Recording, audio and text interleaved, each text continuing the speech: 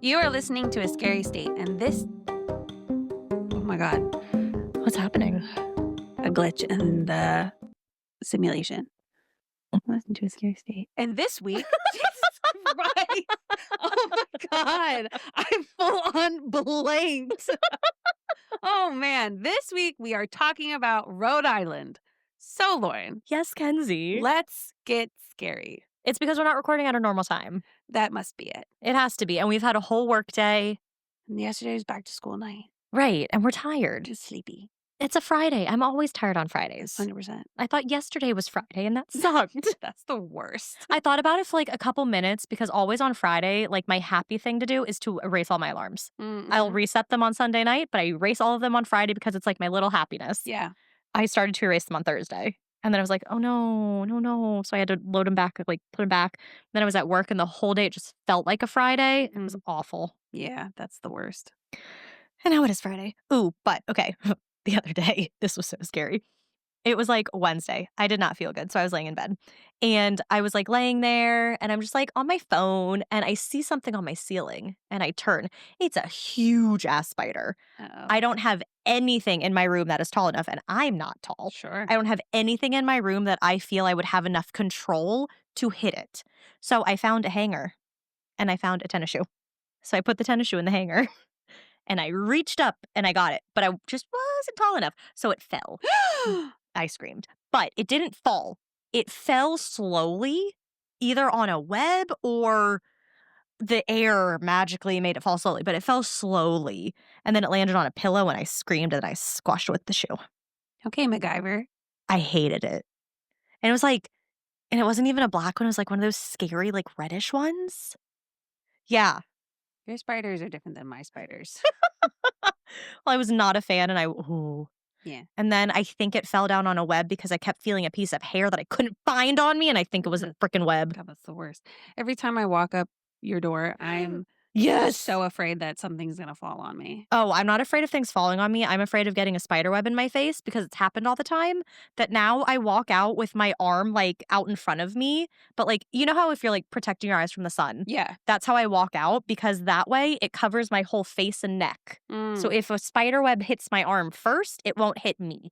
Because I can't tell you how many times I've gotten spider webs in my eyelashes and on my neck because if I walk without the protection of my arm in front of me. That's gross. It's disgusting. I'm just afraid that a bug is going to come flying.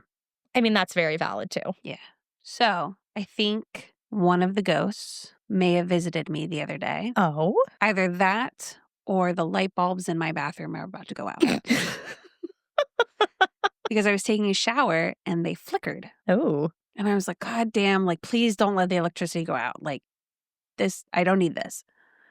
And it did it just like a couple of times.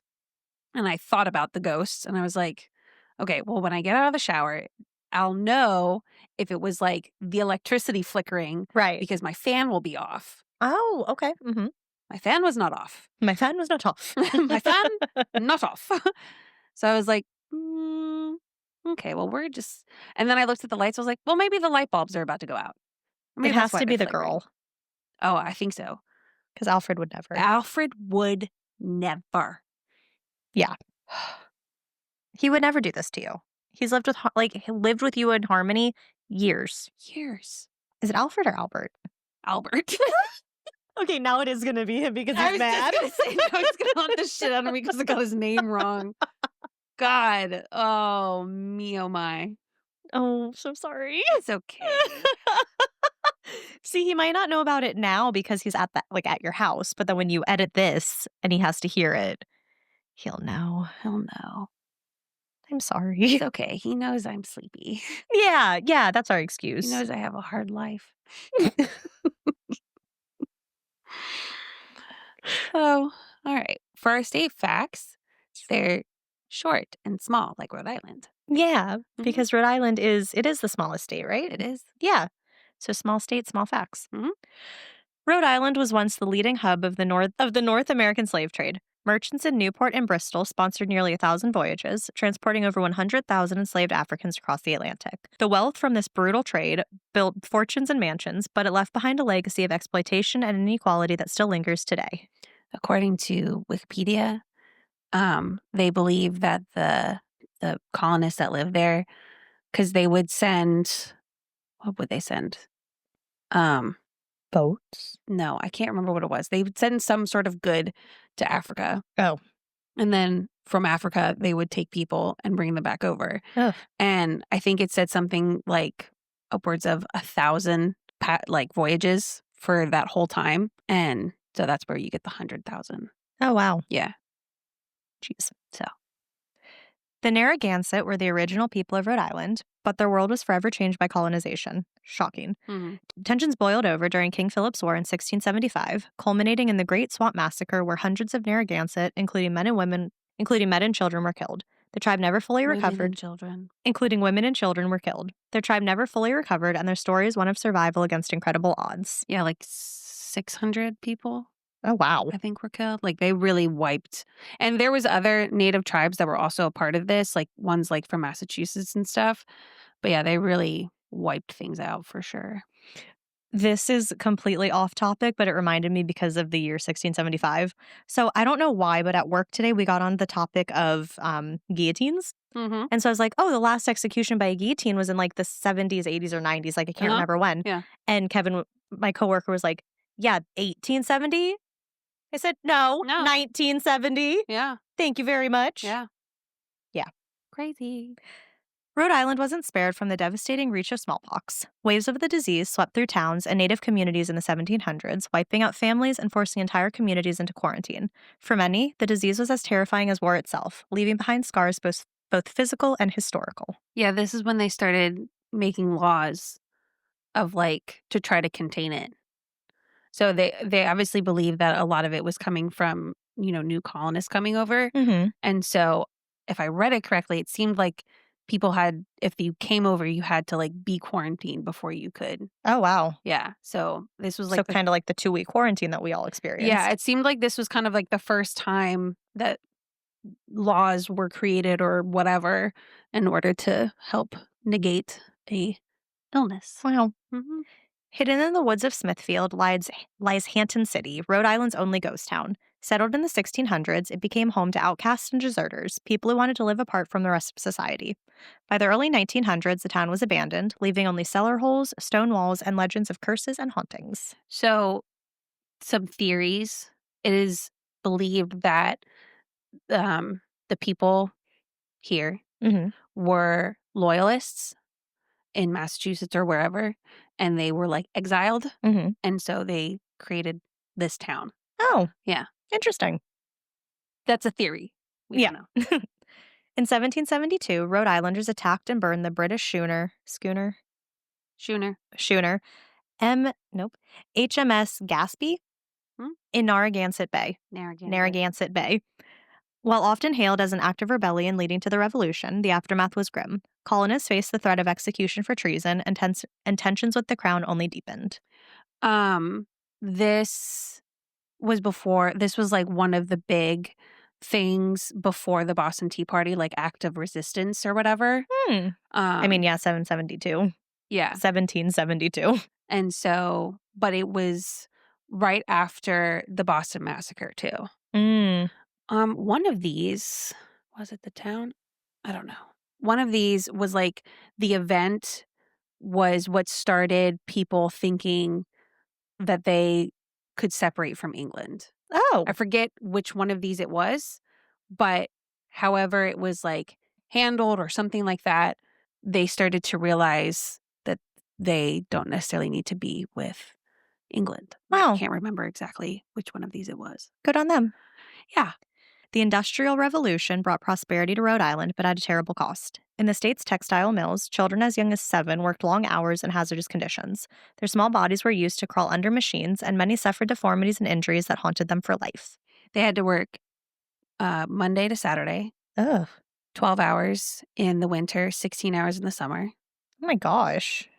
Some mills had kids as young as 4 years old.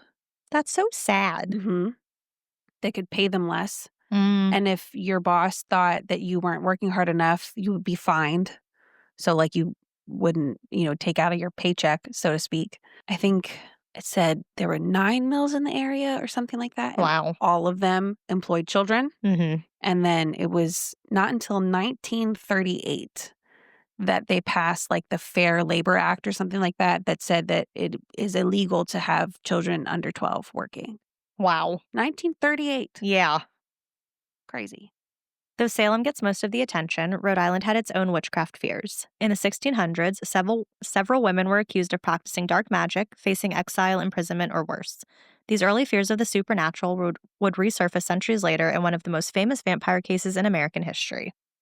Might as well just go right into the next one. Yep. In 1892, Exeter was gripped by fear when tuberculosis ravaged the Brown family. Villagers became convinced that young Mary Brown had returned from the Mercy. Young Mercy Brown had returned from the grave to drain the life from her relatives. When her body was exhumed and appeared unusually preserved, they cut out her heart, burned it, and fed the ashes to her brother in a desperate attempt to save him. So I cannot remember where I've heard this before, but I've heard it before. Nora covered it. That's not where I heard it. But she did cover it, and I think it had to have been our first Rhode Island episode. Okay, well, that's great. Go back and listen to it, but that's not where I heard it.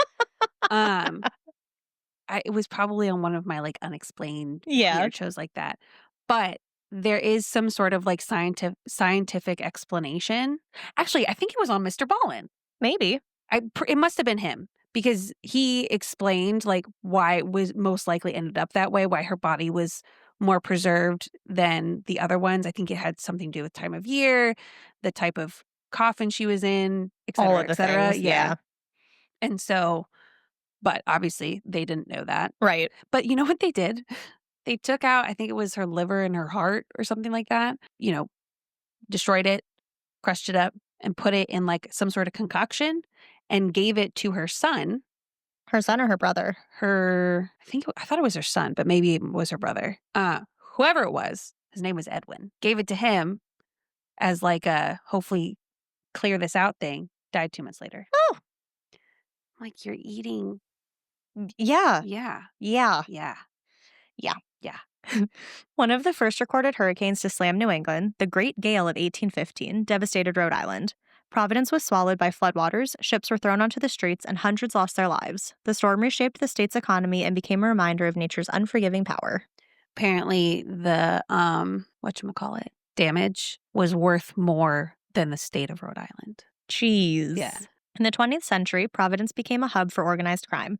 Under Raymond Patriarca Sr., the Patriarca crime family controlled gambling, racketeering, and labor unions with an iron grip. Corruption, violence, and fear spread through the city, cementing Rhode Island's place in the dark history of the American mafia. There's still a thing. The mafia or that family? That family. They have about 30 members. Oh my gosh. Mm-hmm. That's like a really large family still. Yeah. I don't know what specifically they're doing that is, I'm assuming, illegal, but I mean, maybe gambling, racketeering. One of them was also pornography. Oh. Yeah. And I was like, I had to like look at the date again because I feel like all of our state facts are like 18 this, 17 that. Right. And so I was like, what, they had that back then? But then I realized it was the 1950s. So it made a little bit more sense. I mean, back then they had that. It was just drawings and pictures. Yeah, they probably had like sideshows. When I was in Amsterdam, we were in the red light district. We didn't realize we were there. We had done like a tour and we were just going to like walk around. Mm-hmm. And there was a sex shop or a sex museum. Nice. And I was like, ooh, we got to go in. Museum. So we went in and yeah, they had like really, really old pictures and drawings and paintings and stuff from like hundreds and hundreds of years ago. Yeah. All of it portraying some different like sexual position. Interesting. It was actually really interesting. Like the Kama Sutra or whatever it is? Yeah. Huh. But like other ones, like it was wild. It was it was like 4 floors. It was so wild. And in some rooms, there were like pictures of people in different like sex positions, just like posing in these different positions. It was kind of cool. It was very interesting. Like obviously, like that'd be hard to like pose for. Obviously not here. No. Like it'd be one thing to take stills from a video, but like to pose? Yeah, I feel like you could do it. I mean, you could do it. Yeah. But like stopping kind of, ruins I don't know if things. they're doing anything. Well, if they're in that position. Yeah, they're in the position probably for the pictures. Are they naked? Yeah. Yeah. So if one can assume that they're probably having sex while the picture's being taken. Yeah. Seems like, Or they're just placing things where they need to be placed, guess, ouch. inserting where it needs to be inserted. Okay, that would hurt for a woman. How? If you don't get her nice and lubed up. Oh, yeah. I mean, hopefully she would be ready. I mean, he'd have to be ready to be able to do things. That's what I mean. Ah, yes. Like, The world will never know the answers to these I could questions. just imagine they're like getting into these positions and it's like, okay, now freeze. Oh, it's weird. Anyway, that's Rhode Island. That's Rhode Island. We still haven't come up with what I'm supposed to say to you. I feel like this is on you. I feel like it's on both of us. No, I tried. I We came up with yours. both tried. Because Because Lauren is so much easier to rhyme than Kenzie. but we had all these things. And they suggested maybe not necessarily rhyming with Kenzie, but putting a different word there. Yeah, I know, but I didn't like that. Well, then. Because they became too long. Well, then. And then it became like a whole speech I had to say before I asked you. So what story do you have, Still on Mackenzie? you to come up with it. Fine, send us into a frenzy, Kenzie. No, see, that doesn't Hate always that work. one. I That one know. sucks. Has nothing to do with storytelling. Send us into a frenzy. That could be like, oh About- God. No. Yeah, Could be in a frenzy about anything. it could be. Yeah, exactly. You could be in a frenzy about anything. So your story is going to send us into one. I'll keep workshopping. Go on. Okay. What's your story? Even you didn't convince yourself. No, I didn't like it. Give us the bends, Kens. I don't like that one. I really don't like that one. I mean, it doesn't even make sense. I know it doesn't. Give us the facts, Mac. Ooh. No, because I don't like that. So, I know you don't, which is why I had to say it. no. Veto. See, so you're liking right now. What story are you telling me, Mackenzie? They say money can't buy you happiness, but it can certainly buy your way out of a murder charge. I think we all knew this. Yeah. Doris Duke was a wealthy heiress to the fortunes of American tobacco company Alcoa Aluminium. Oh my Oh my God. Mackenzie. And my brain's firing on maybe one cylinder.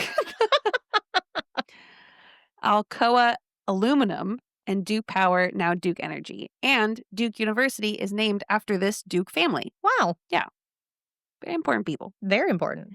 Doris Duke was born in New York City on November 22nd, 1912. She's very much a Sagittarius, unfortunately. She was the only child of tobacco and hydroelectric power tycoon James Buchanan Duke and his second wife, Nanaline Holt Inman.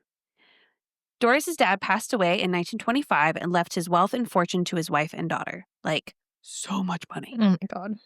When Remember, we should have gotten rich back then. Yes. When she turned 18, Doris was presented to society as a debutante at a ball in Rough Point, which was the family residence in Newport, Rhode Island.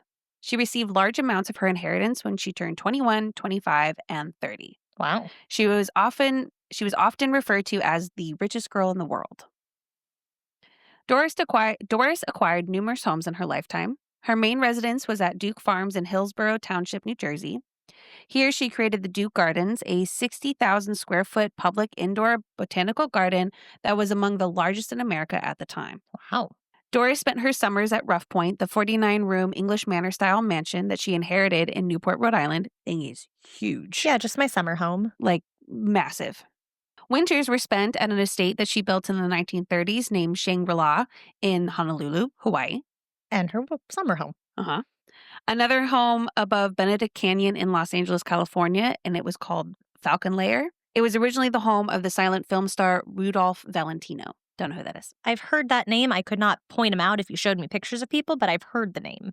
Some even say the house has a reputation for being haunted. Ooh. When I was looking at the house's Wikipedia page, Mm-hmm. it said reputation for haunted. Wow. And I was like, put a pin in that one. Yeah, I love that. Doris also maintained 2 apartments in Manhattan. Count them. 2 apartments. A 9-room penthouse with 1,000 square foot veranda at 475 Park Avenue. My townhouse is the same size as her veranda. My apartment would fit in her veranda. That's so sad. The veranda is bigger than my apartment. Yeah. The other apartment was near Times Square that she used exclusively as an office to manage her financial affairs. Now, I don't think she managed it. I think it was an office that she had the financial managers there. Right, yeah. From what it sounded like. Doris also purchased her own Boeing 737 and redecorated the interior of the plane to travel between her homes and her trips to collect art and plants. Wow. The plane included a bedroom decorated to resemble a bedroom in a real house. I don't know what that means, but... Well, that it didn't look like an airplane bedroom. Like, probably had like a 4-poster bed, had a dresser, had some, like a rug. Is no one curtains. ever afraid that it's going to get too heavy and it'll fall out of the sky? Me, all the Like, time. is no one All the concerned about time. that? Anyway, Doris used her wealth to pursue a variety of interests, including extensive world travel and the arts. She studied singing with Estelle Liebling, the voice teacher of Beverly Sills in New York City. I'm sure that those were very important people at the time. Probably. During World War II, she worked in a canteen for sailors in Egypt, taking in a salary of $1 a year. Wow. Don't get too attached. Oh. She spoke French fluently. In 1945, Doris began a short-lived career as a foreign correspondent for the International News Service, reporting from different cities across the war-ravaged Europe. After the war, she moved to Paris and wrote for the magazine Harper's Bazaar. While living in Hawaii, Duke became the first non-Hawaiian woman to take up competitive surfing under the tutelage of surfing champion and Olympic swimmer Duke, ironic, I know, Yeah. Kahanamoku, and his brothers, who she ended up having an affair with. Just saying. With one of the brothers? No, with Duke. Oh, she's married. He was. Oh. I mean, she was married too, but those people aren't well known. Yeah. But she had a lot of affairs with really well-known people. Wow. I'm going to have to pull up her Wikipedia page because one of them is like insane. Oh. And I can't remember the name. I see. A lover of animals, in particular her dogs and pet camels, Duke became a wildlife refugee supporter.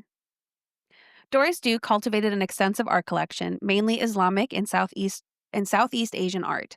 She did this with the help of art curator and close confidant Eduardo Triella. Doris said that she always asked Eduardo's advice before buying or planning anything for her estates. Yeah, estates. You need a lot of art to cover your 5 homes. Mm-hmm. He helped her acquire art worth tens of millions of dollars. God. Eduardo traveled with her to London, Paris, and Italy to scout paintings, tapestries, and rare furniture. Did she have an affair with him? He's gay. Oh. So no. Okay. He transformed Duke Gardens, a series of abandoned greenhouses in her New Jersey estate, into a spectacular series of themed botanical displays, considered one of the most significant glasshouse collections in America. Jeez. Eduardo had his own living quarters in each of Doris's 5 estates. Mm-hmm. He had worked for the heirs for nearly a decade when he got an offer to be a set designer in Hollywood. Oh, wow. In 1965, Eduardo had earned the equivalent of $351,000 as a set designer for big-budget movies with big-name actors like Elizabeth Taylor and Sharon Tate. Ooh, see, we know those names. We do know those names. At the end of the summer in 1966, Eduardo went to Doris's house in Rhode Island, where he told her that this would be his last curating job for her. He was moving on to bigger and better things. Oh. Many had warned Eduardo that Doris would not take it well that he was leaving her. Yeah. But Eduardo thought everything would be fine and that people had nothing to worry about. Oh, no. I literally don't know where the story is going at all. I love that. I'm very excited to see where this journey takes us. On the evening of October 7th, 1966, Doris had rented a Dodge Polara. A Polara. Yeah. It's a car. No, thank you. From the local Avis dealership. And they, as in Eduardo and Doris, were about to head out to pick up one final artifact that Eduardo had picked out for Doris. Doris was in the passenger seat while Eduardo drove the car. Eduardo got out to open the massive wrought iron gates, which took me a second because I was like, they didn't just automatically open, but it's 1966. Yeah, probably not. Doris had decided to slide over to the driver's side to drive the car through once the gates were open. Doris released the parking brake and shifted it into drive, and all of a sudden the car lurched forward, crashing through the gates, running over Eduardo before finally coming to a stop by crashing into a tree.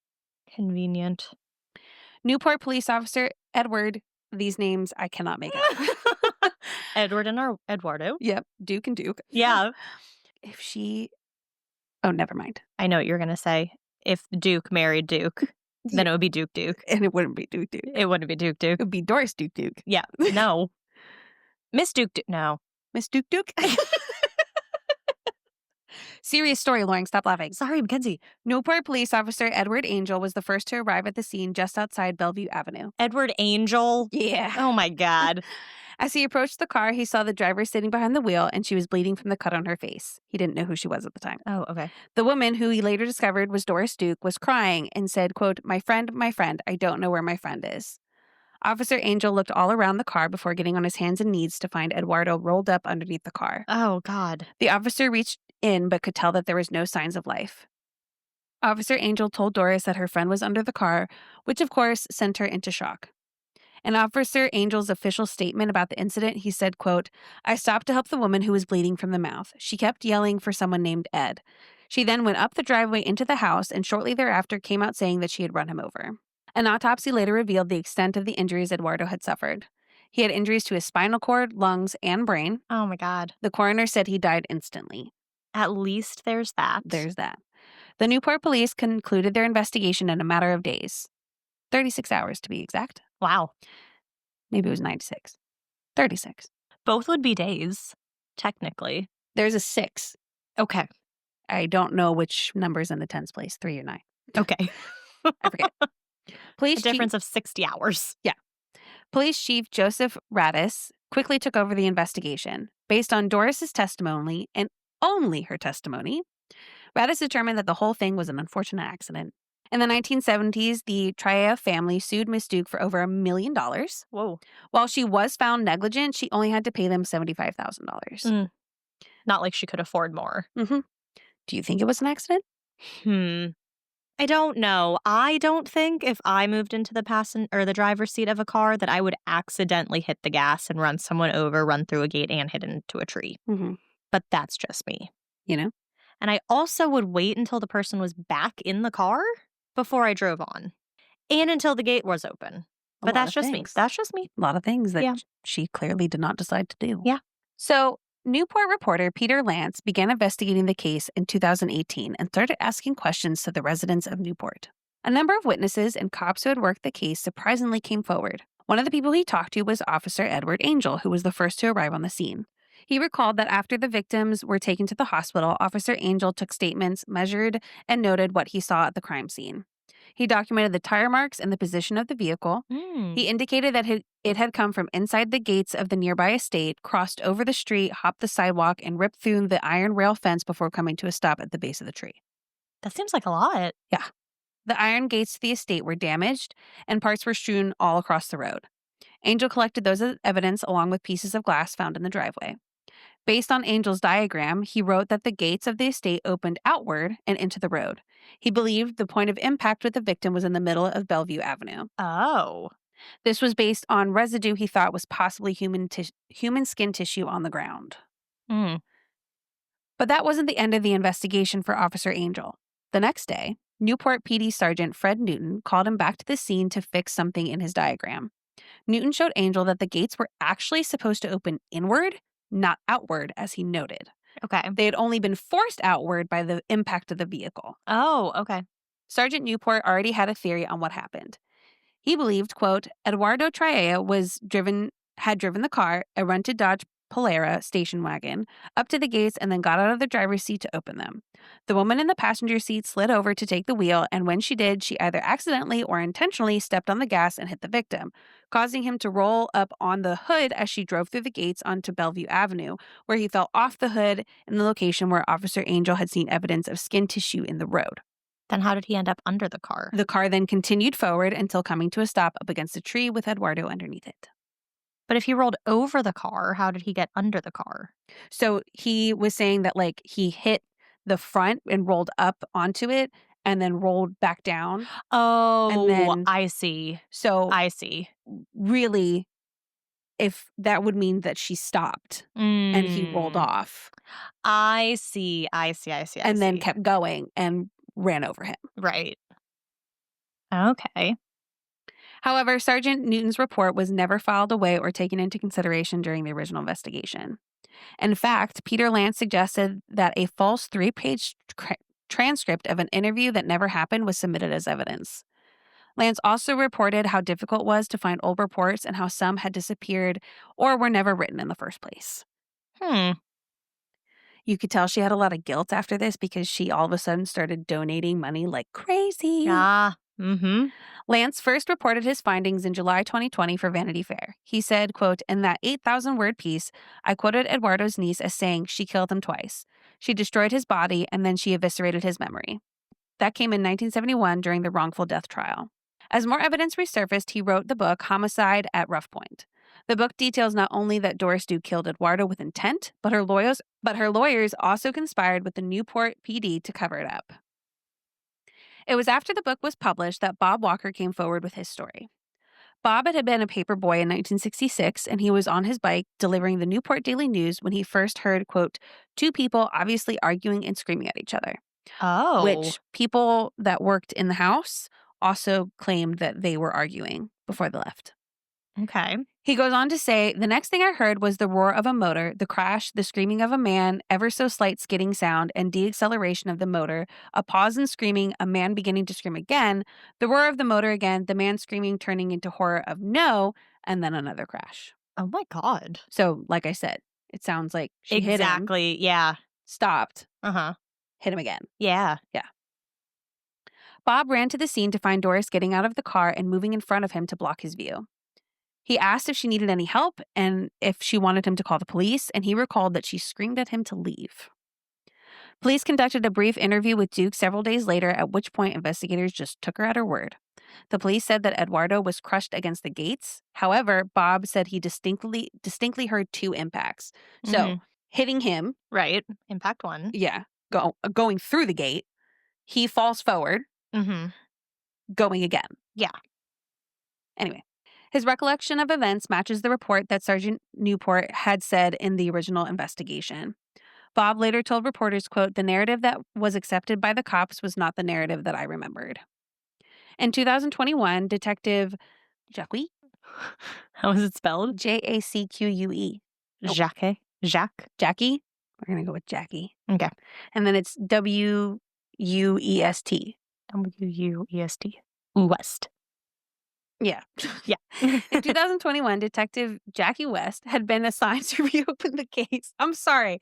She's got a U next to a W, okay?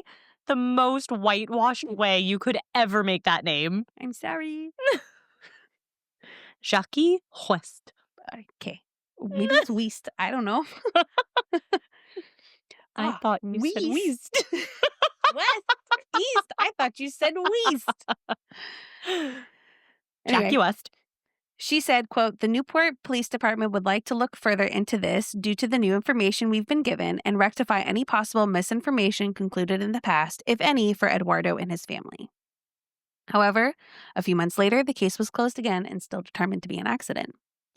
Lance later told the Advocate, who had done several pieces covering the death of Eduardo Traea, quote, "The Newport Police Department reopened the case after my book came out and closed it again 5 months later, holding to the same accident story I proved was corruptly arrived at in 1966. I am now investigating how that happened." As of January 2024, which is the last article I could find written about it, there have been no new developments and the case is still closed. In conclusion, Eduardo Traea lived an illustrious life. In 1943, he joined the Army and earned a Bronze Star for fighting at the Battle of the Bulge. Wow. When he returned to the States, he performed at clubs in New Jersey during the 1940s with big names like Frank Sinatra. He oversaw hat production for Saks Fifth Avenue in Beverly Hills and designed homes for wealthy socialites, including actress Elizabeth Taylor and singer Peggy Lee. Wow. Sadly, Eduardo did not get to live his life to its fullest potential. And that is Doris Duke and the murder of Eduardo. What do you think happened? Oh, I hundreds. Why can't I speak? I don't know. I 100% believe that she was pissed that he was leaving. Maybe the first time it was an accident in like rage or whatever. But then she hit him with the car. Right. That would be terrible. So then she ran over him. So he couldn't say anything. Make it look like an accident. Mm-hmm. Yeah. Because if the paperboy, like, it sounded like there was one impact and then some time where he heard him like screaming and whatnot. And then he was hit again. Mm-hmm. Yeah. which I think then he was like maybe laying on the ground and sees the car coming towards him, and that's why he screamed no, because Ugh. the no was with a bunch of O's. Ugh. Yeah. That's horrible. Yeah. Hmm. Yeah. Wow. So, Not great. nope. And I don't think it will ever be anything other than closed at this point, honestly. No, not unless this Lance guy can really conjure something up. Yeah, but I mean, with it happening so long ago, That too. it's just, there's no more evidence there. And Right. you have the stories that you have. I mean, the two, and like, most of the people involved probably are no longer alive. well, you have the police officer and the paper boy. And Right. like those, while it's not necessarily physical evidence, are pretty compelling eyewitness statements. Yeah. And there's the statement from the sergeant Mm-hmm. that was never put in there. But What's- she's dead now. What's weird to me, though, is the way that it was just open and shut so quickly. Yeah. Like, there's an email from the detective to the reporter, and the way that it's written is definitely, like, really bizarre. Mm-hmm. I can't remember the exact wording of it, but it definitely seemed very much like brushing him off. Mm-hmm. Whereas before, she was very much like, no, we're going to get to the bottom of this. We're going to investigate. And then, like, it from the way he made it sound like was that over time, like, they stopped looking into things, maybe purposefully. And then, he's trying to ask questions and then Right. gets that response from her. And it was definitely an odd response. It was definitely a very, like, shoo Yeah. kind of thing. But I also think you're right that, like, this is probably going to be one of those things where we all agree that it Yeah. wasn't an accident, but the likelihood that that could ever be truly proven, because she died in 1993. Yeah. So I mean, yeah, she was born in what, 1912? Yeah. Yeah. do you want to hear some of the people that she had an affair with? I actually really do. So the Duke guy, Right. film actor Errol Flynn, Okay. British politician Alec Cunningham Reid, U.S. Army General George S. Patton. What? Exactly. What exactly? How? I don't know. Oh my gosh. Insane. Yeah. Jazz pianist Joe Castro, naval fighter pilot James W. Robb, and U.S. writer Louis Bromfield. Wow. Yep. So She lived quite a life. that she did. She was apparently 6 feet tall. My gosh. Yeah. She was married twice, no kids. What a woman. What a woman. Too bad she turned out the way that she did. Yeah. That's not good. But yeah. And did she just go on to live her life normally after all of that? Yeah, more or less. So apparently beforehand, she was kind of like, actually like more of a recluse. Like she wasn't really in the public eye. Mm-hmm. And then after this, part of the reason why it was kind of weird was because that's when she started like throwing money at, causes. And she eventually ended up with the Doris Duke Foundation. I am not 100% sure exactly what they do. Let's see. Bequeath the bulk of her 1.2 billion fortune to the foundation. I think it's like something for the performing arts and things like that. Well, yeah, I mean, she liked her art and stuff, so that would make sense. In 1993, she had $1.2 billion. I know. Yeah. So some of her houses were sold. One of the apartments, I think, in New York became some sort of not art center, but like if I read the name of it, we would all know what I was talking about. Oh, the Institute of Fine Arts at New York University. Oh. Yeah. Oh, wow. Actually, I take it back. It was a Manhattan mansion at 1 East 78th Street. Oh, yes. But that became the Institute of Fine Arts at New York University. Oh, wow. Yeah. Is that the one with the really large terrace? No, that was just an apartment. Oh, sorry. God, Lauren. Hello. Can't keep her 5 houses straight. Yeah. And I know that a lot of her, the art that she had collected was like obviously donated to like museums and stuff. But I do want to say that they eventually kind of gave it back to the people whose culture it represents. Oh, that's nice. I think. Well, we're going to hope that's true. Yeah. So if you ignore the story of Eduardo, she seems like a really great person. Yeah, And she does. but and not many people, I didn't even know about her until this. No, And I feel like not a lot of people, eventually Eduardo would just become, sadly. yeah. Yeah. So, and actually, until the Lance guy reported his Vanity Fair spread, it wasn't until then that the death of Eduardo was added to her Wikipedia page. Oh, wow. It wasn't even in there before. Wow. Yeah.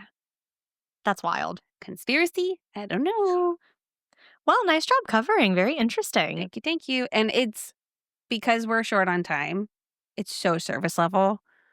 Like, you could go way more in depth than I did, Oh, I'm sure. but like that's the main points. Yeah. So Well, nicely I done. didn't want to pay $36 to read the Vanity Fair article. I don't blame you. So I don't blame you. yeah.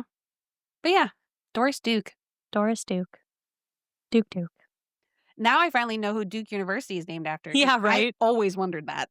I don't think I ever wondered it, but Oh, now I wondered it all know. the time. I was like, who's the Duke? And apparently it was them. So Apparently. there you go. There you go. Oh, right. What spooky tea you pouring, Lauren? This is what happens every time you go second. I know. But look at that beautiful intro you had. I know that I came up with on my own. Well, today I have a ghost ship. Ugh, classic. I saw it in the spreadsheet and I was like, oh, her and her ghost ship. I love my ghost ships. The Block Islands are an island of the outer lands. Block or black? Block. Okay. Islands are an island of the outer lands coastal archipelago. Yeah. Okay. Located approximately 9 miles or 14 kilometers south of Rhode Island. It is part of the town of New Shoreham and part of Washington County. New Shoreham. Mm-hmm. So it sounds like they have new and weren't sure what they were going to pick and went with part of New Hampshire. But it's shore as in H-O-R-E. S-H-O-R-E. Well, of course, they couldn't do S-U-R-E. That would be silly. That would be silly. And they were by the shore, so they... Mm-hmm. Hamshore. Mm-hmm. Hampshire. Mm-hmm. Then There you go. But the Block Islands are known for many shipwrecks as well as air crashes. On August 26, 1955, no, what is happening? On August 26, 1995, a Cessna 185 seaplane carrying 4 people was trying to land in the waters off of Old Harbor Beach. This area, though, isn't typically used by seaplanes for landing. The plane had managed to clear a dune, but it had ended up hitting a power line. Ooh. This caused the Cessna to crash into a restaurant and hit a car at the island's only gas station. Oh, snap. All 4 aboard the plane died, including a woman who was sitting in her car while waiting for gas. The restaurant was destroyed as well from the impact of the plane and an ensuing fire. Then on Those stories are the worst. I know, they're so scary. Like wrong place, wrong time. 100%. Then on July 5th, 2006, another small plane carrying 3 people crashed half a mile or 800 meters west of the airport during bad weather. This airplane had just taken off and had been heading to White Plains, New York. But not only plane wrecks, there have been many shipwrecks in the area around the Block Islands as well. Is this, like, do these things happen only to people that are traveling specifically to those islands, or is it's just in this area? Just in the area. Okay. Yeah. So, like, they could be going to the mainland Rhode Island and pass over it. Yeah. Okay. Yeah. So with shipwrecks, there was the steamer Larchmont in 1907. Then in 1877, the freighter Achilles struck a submerged rock off the island, causing it to run aground. Well, I mean, you kind of did. Named it Achilles, yeah. So... In 1992, the Cunard liner Queen Elizabeth II also struck a submerged rock. There's a lot of boats named Queen Elizabeth II. Yeah. And well, the Queen Elizabeth, the one in California, is haunted. It's like docked off the coast of California. Oh. It's haunted. Mm-hmm. There you go. Yeah. And 2 submarines have also sunk off of Block Island. Submarines can sink. How? That's literally what they're supposed to do, is go underwater. Yeah, but they're not supposed to stay underwater on the sea floor. Would that be considered sinking? Sinking, you sunk, you go Yeah, down. they sunk. Submarines don't swim on the bottom of the ocean. Yeah, but they go below. Yeah, and then sinking, they go even further.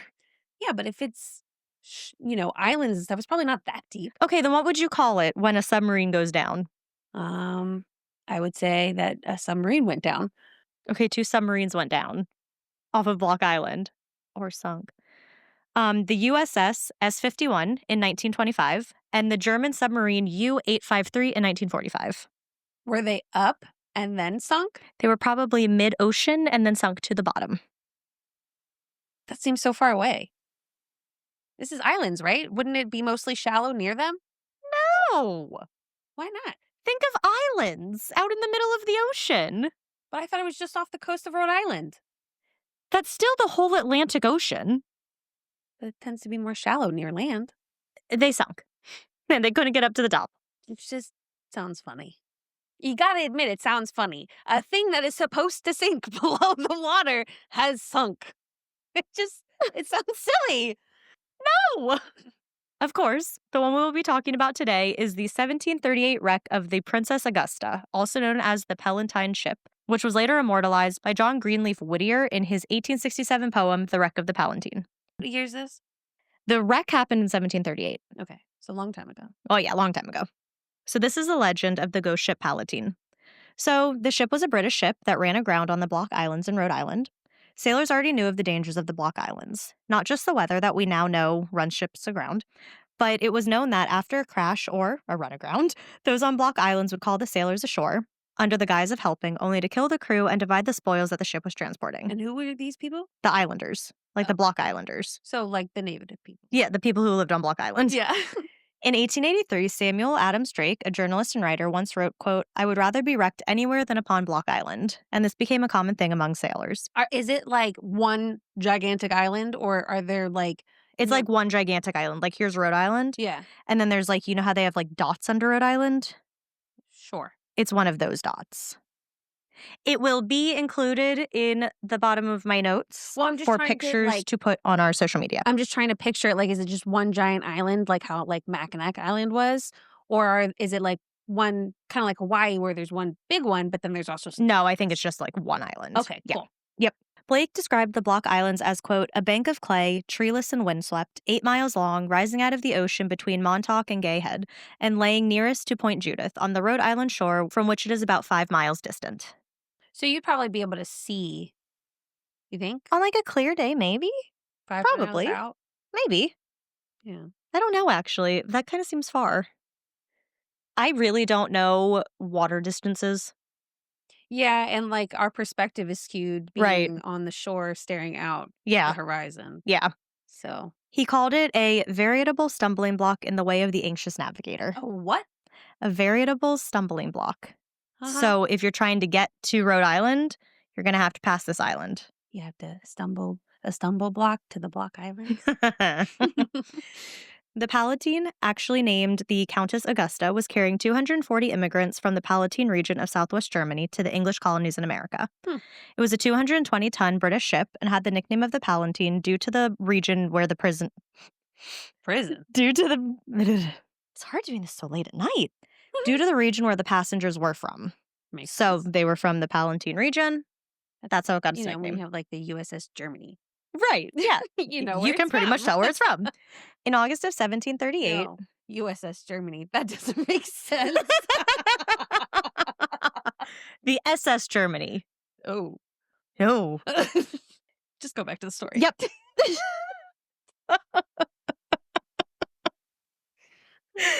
Oh, God. In August of 1738, the Palatine was being captained by Captain George Long with a 14-man crew. It was headed from Rottenburg, Netherlands. To Rottenburg? Rotterdam. Rotterdam.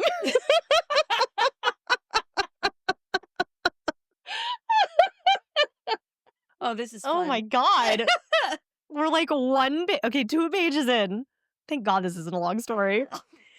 It was heading from Rotterdam, Netherlands to Philadelphia and Virginia, mainly the German-owned settlement on the Philadelphia and Virginia. Oh, and I thought you were saying Philadelphia, Virginia. No, Philadelphia and Virginia. Okay. Mainly the German-owned settlement on the James River in Virginia, which at the time had attracted over 3,000 other German countrymen and women. But the voyage was doomed from the beginning. The ship was carrying contaminated water, causing a, quote, fever and a flux. Why was it carrying water? So they could drink? Oh, yeah, I guess they did. How did it get contaminated? Was it contaminated before it got on the boat? We don't know. Sabotage. We just know it was contaminated. So around 200 passengers and half of the crew, including Captain Long, died from the water and other diseases. Wasn't there only 210 passengers on there? There were 240 passengers. 40. Okay. And then there was a ton of crew.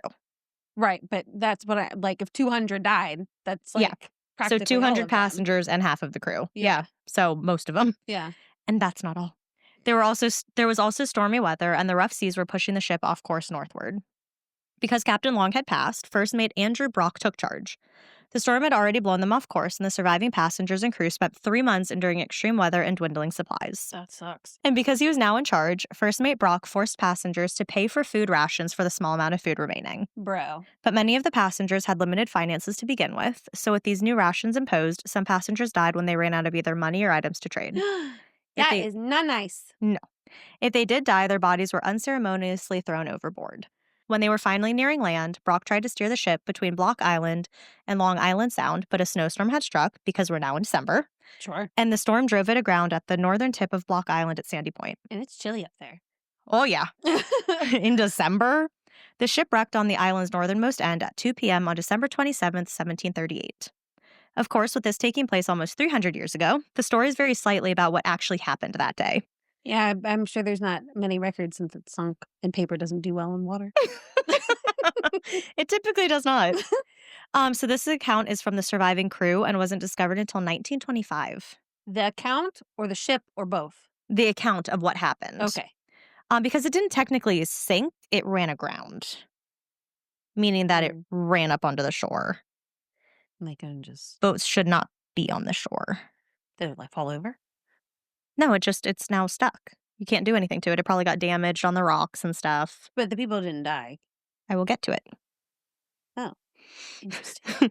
According to the crew, first mate Brock rowed them, the crew only, ashore, leaving all of the passengers behind. The Block Islanders were very nice in this version. They told Brock he had to go back and get the 150 remaining passengers, so he did. The Block Islanders How was there 150 if 200 died? I don't know. Okay.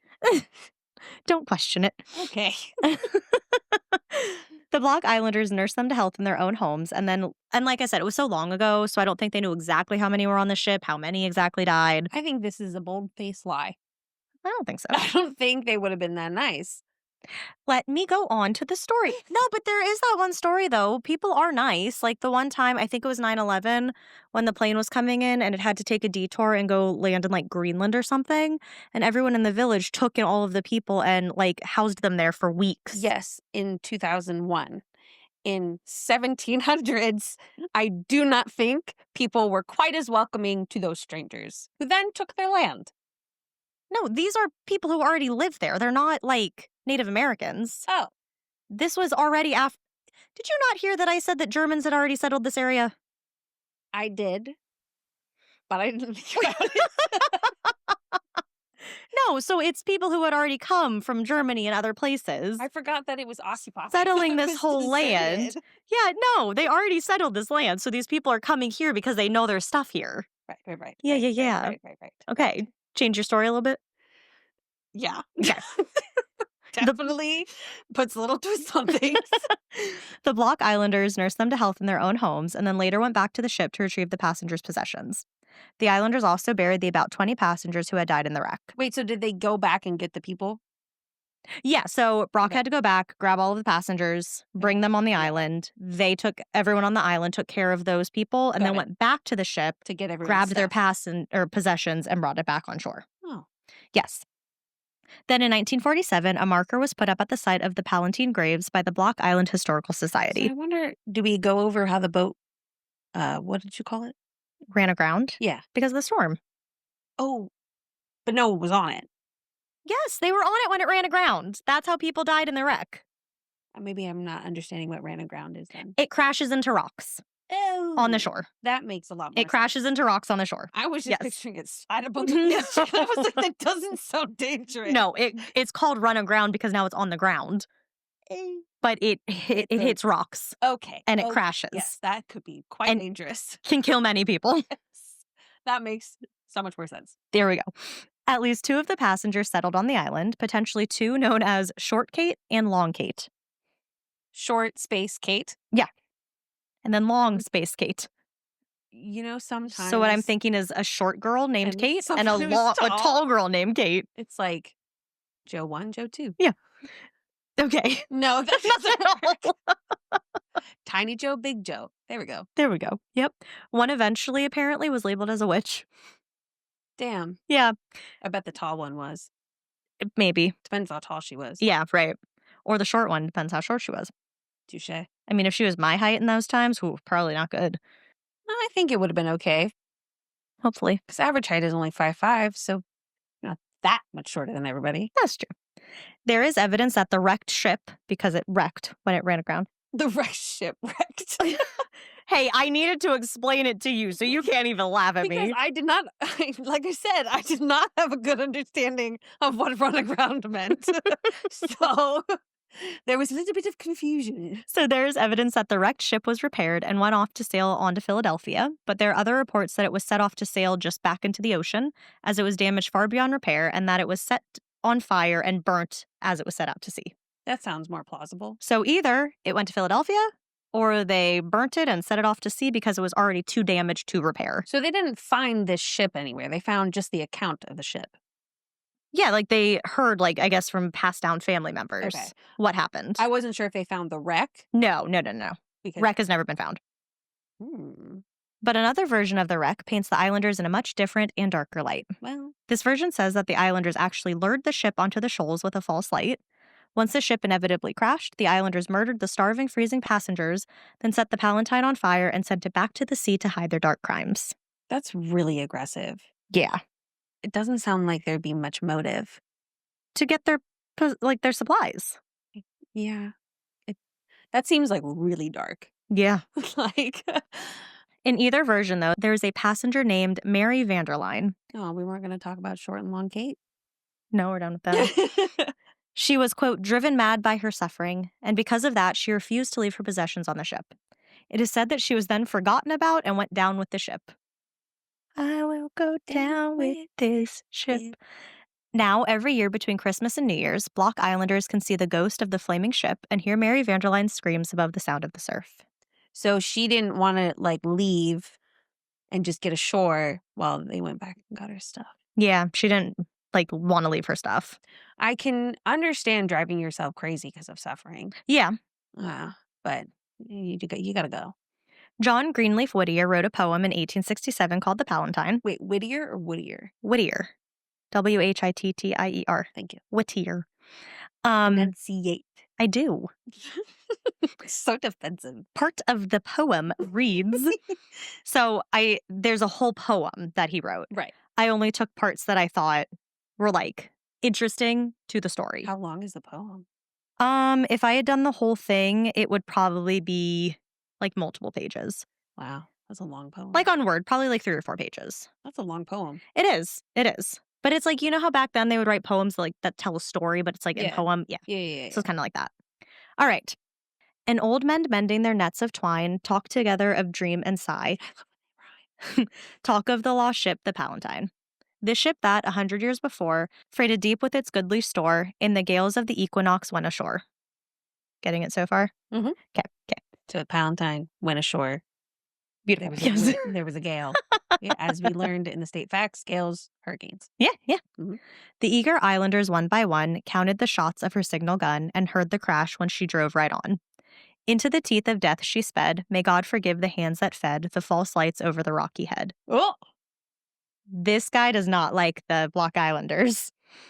So is that where the dark version comes from? Mm-hmm. Well, this dark version was told to Whittier by someone. Oh, and that's the version he wrote the poem about. He wrote the poem about that dark version. But we have later found something that says maybe otherwise. Potentially, yeah. Got it. Mm-hmm.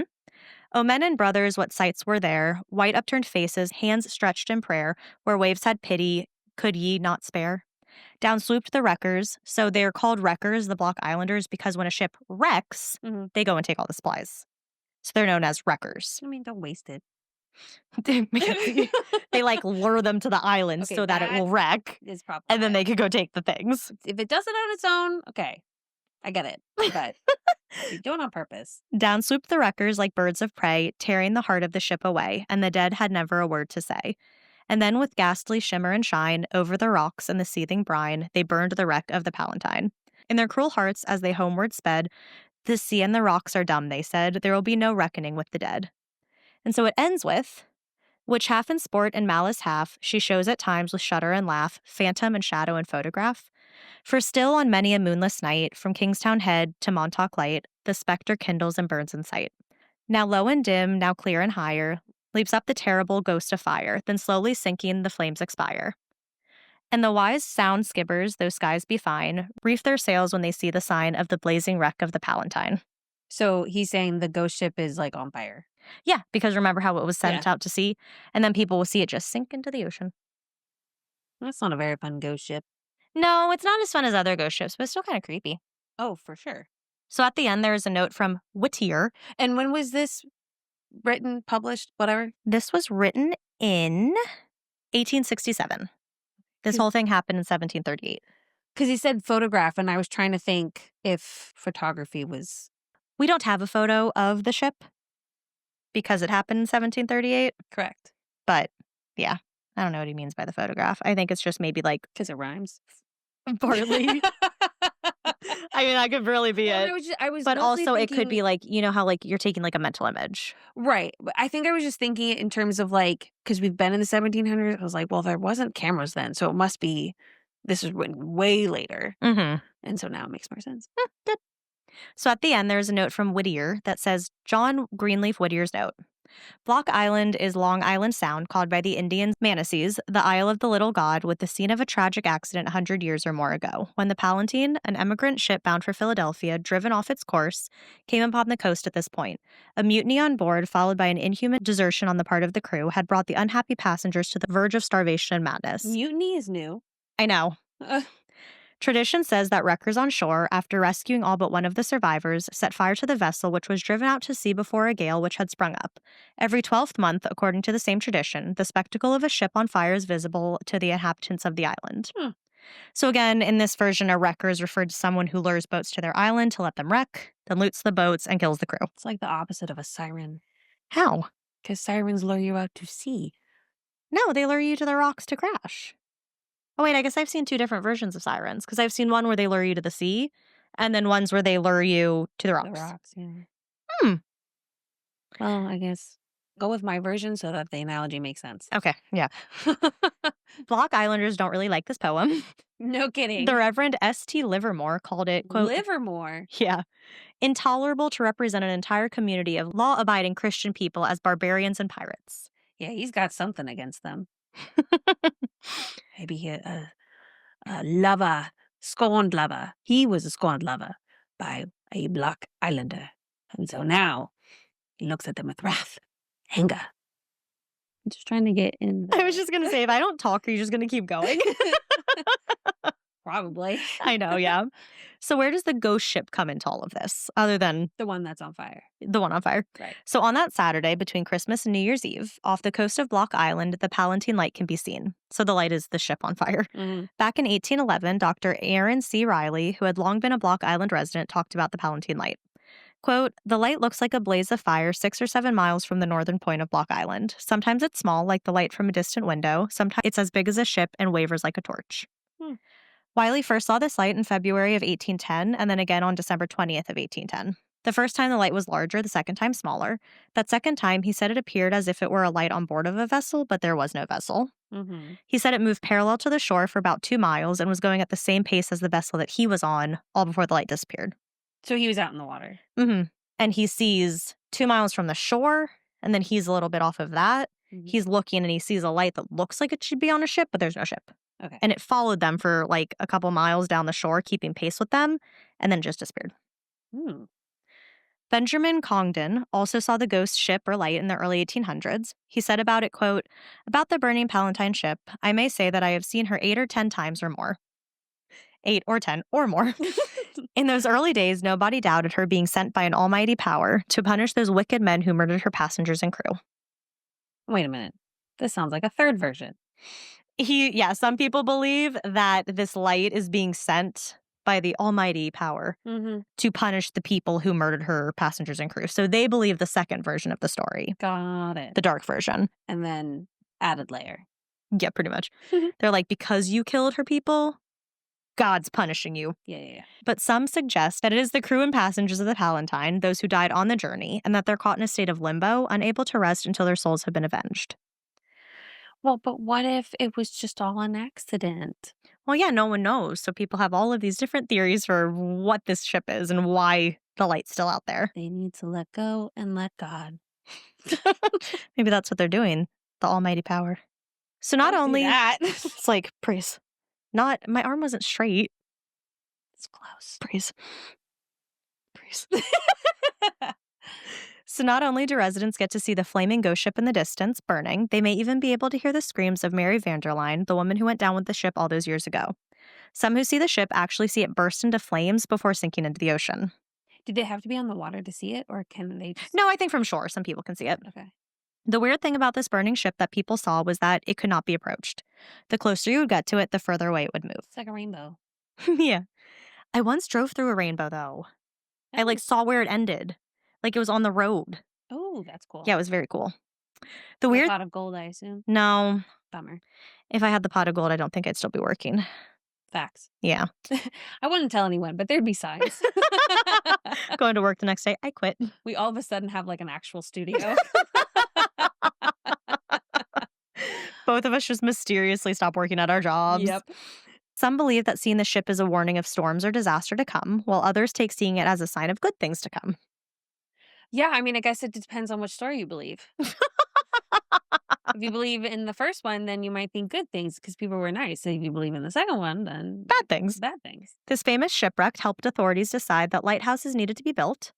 So in Oh. 1829, the Block Island North Light was built, and in 1875, the Block Island Southeast Light was built. Was that the first lighthouse? I don't think so.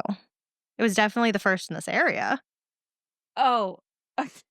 Did you think just like in general, the whole world was like, because of those shipwrecks in the 1700s, we need lighthouses?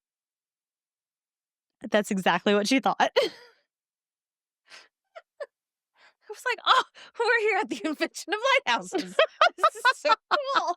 All right, we need our Googling song, because Oh my god. No, what does it say? Google says, the Pharaohs of Alexandria, a large stone tower with an open flame at its summit, was the first known lighthouse, built by the Ptolemaic kingdom in Egypt between 300 and 280 BC. Okay, so they've been around for They've a been while. around for a bit. Damn. They weren't first built in 1829. Yeah. But there you have it. The Palatine Ghost Ship of Block Island. Yeah, definitely not as fun as the other ones. No, I know, but I mean, it's cool. And like, if they do see the ship as it's burning in December, that's kind of cool. It is cool. But I think I'm the type of person that if I saw it, I would want to believe it's a good sign, but I know deep down I think it's a bad one. Yeah. Because I mean, I've talked about this before when we've talked about ghost ships on Supernatural, when they had an episode where there was a ghost ship. Yes, the And- most accurate depiction of what would happen. Hey now. They said that if you saw it, it meant that like your like imminent death was approaching. This one specifically, or just ghost No, ships in general? in Supernatural, Yeah. seeing the ghost ship and you were going to die, so it was a bad sign. Right. So I think usually seeing ghost ships should be considered a bad sign. It definitely should be paused for concern. Yeah. I mean, I guess everyone, like, if you do see it, say all of a sudden, hypothetically, you go to Rhode Island to hang out with some friends. They're like, oh, let's go to Block Island. You know my friends. You from Rhode Island. completely forget that Block Island was scary. Yeah. And so you go to Block Island because it's going to be a nice, fun little day trip. Well, it doesn't sound like Block Island itself. It's the shores. They say at nighttime, let's go down to the shores. So you say, okay. And so you're down there and you're hanging out, and then in the distance, and you go up here for Christmas, Obviously. obviously, because it has to be the Saturday between Christmas and New Year's. So you're up there with friends or family. But what if Christmas is on Saturday? Unfortunate. That's a loophole.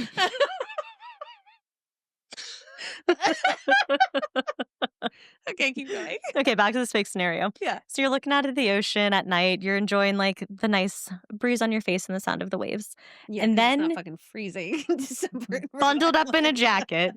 You look out in the distance and you all of a sudden see something that looks like it's engulfed in flames. Would you just be like, that's the ghost ship? Or would you call 911 and be like, I think there's an emergency out in the ocean? That is such a good question. I never thought of that. Well, to be honest with you, as someone who constantly thinks she's seeing things, I would just chalk it up to because I'd most Do likely mine eyes deceive me? yes, because I'd most likely be intoxicated if I'm going on the beach in Rhode Island in December. So that's the only way you'd be able to get me on there. So I'd probably like look around and see if anybody else saw it. Is anyone else reacting? And then I probably would have thought that maybe, but then if it disappeared so fast that I couldn't do anything, Nah, they sunk. it wasn't a submarine.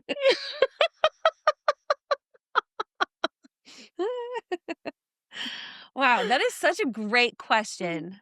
Thank you. Yeah, because you hear people all the time who see ghosts that look like they're in distress. Right. And if they look real enough, you're like, hey, you okay? Right. And then they're gone. Yeah.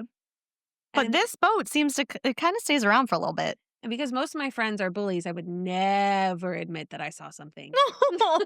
All of you would have seen it. None of you would have said anything to each other. And you would all live with this knowledge where none of you will tell each other, but you know you saw it.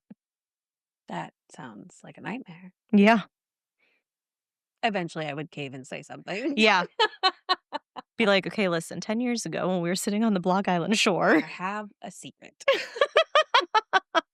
And it's going to sound crazy. But hear me out. Oh, man. Yeah. And I'm delusional enough that I would convince myself if I ever did see anything that I was just seeing things. Yeah. Because my brain could not fundamentally process that that was real. I think I would have a meltdown. Yeah, I think I would too. There's just some things not meant for my brain to see. See, it's like this such a small thing where you're like, that's not a big ghost ship. And then I tell you about the story. You're like, if I saw that, I couldn't process. Yeah, I mean, especially because I'm assuming it looks like a 1700s ship. I have pictures. I'll show you once we're done recording. Okay, because that also, too, would cause pause. Yeah. Because I'd be like, Are you reenacting something there? that I think would even freak me out even more. Actually, yeah. Because that's not supposed to be there. For now, 2 reasons. When Brie and I were looking for something to do for our birthday before we decided on karaoke, we're like, oh, what if we do one of those like pirate ships they have in Baltimore? Looks just like these old ships. Nice. It's too cold near your birthdays to do that. It wouldn't have worked. Well, we were going to do it in April Mm, because Brie's birthday is the end of the month. right. So it would have worked. But then we decided we were each going to do separate things with our friend groups and then do our combined friend group as one. And that's how we came upon karaoke. It was fun. Yeah, it was. People still talk about it. They're like, can we do karaoke again? And we're like, yeah, we gotta. Yeah. But yeah. So Ghost Ship. Great story. Thank you. Fabulous. Thank you. Okay, one more hole to poke, please. Oh, of course. Block Islands. Block Island. It's called the Block Islands. Yeah, it is. But it's an island. I think it's like called the Block Islands, but it's an island. That's silly. It is. That's like a submarine sinking. Oh my God. Rate and review us. Stay scary. Stay safe.